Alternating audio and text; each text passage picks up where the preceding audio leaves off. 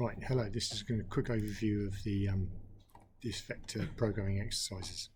Okay, now the first thing to note when you're doing graphics on the screen, it's going to be 0, 0s out there. Now, if you want to use that, that's fine, it doesn't matter, all right?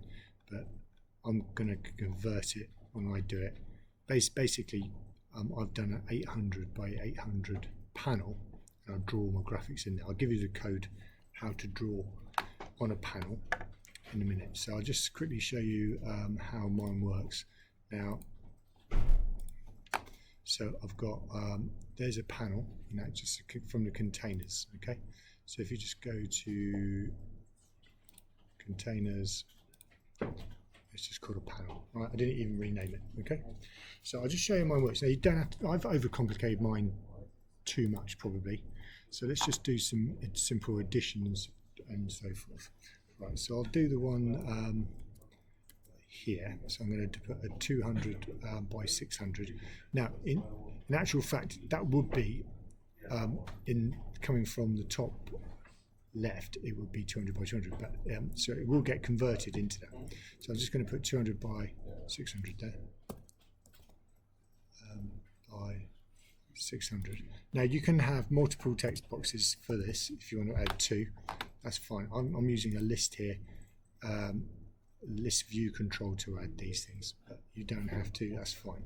If I did draw now, there it is there. Okay, so that's 200 long, 600 up. Remember that's 800 at the top there. Now I'm going to add another one, 400 by 400. Excuse me, 400 by 400. Add that one as well. If I could draw that, it just goes through the list there and draws that. Right. Okay. So what I can do is add those together. So if I just click add, now nothing happened. You notice there. Now what has it got to do? Because I can have more than one in here, I have to select the ones I want to add. So I press Control like that, and that will often mean that that disappears. Don't worry about that. Add. So 600 by 100 is the adding of those two together, and I can add that to my list as well there and draw it. So you can see it's 1,000 actually, isn't it? So it's gone off the page. All right, I've not given that list box that text label there wide enough. All right. Now the other thing I can do the dot product, so I can select those two. Click dot. And there it is there, 320,000. Okay, so there's the answer to that, no problem. Now one other thing it can do is the convex hull. So make sure I select the ones I want to do the convex hull for, and click convex hull, and it's done the line. Now I'm not going to shade it in, but there you go. Now what I will say is I can clear that as well, and that clears everything. I'm ready to go again. Add vector to list, and then I can just draw. So it just draws what's ever in that list. Okay.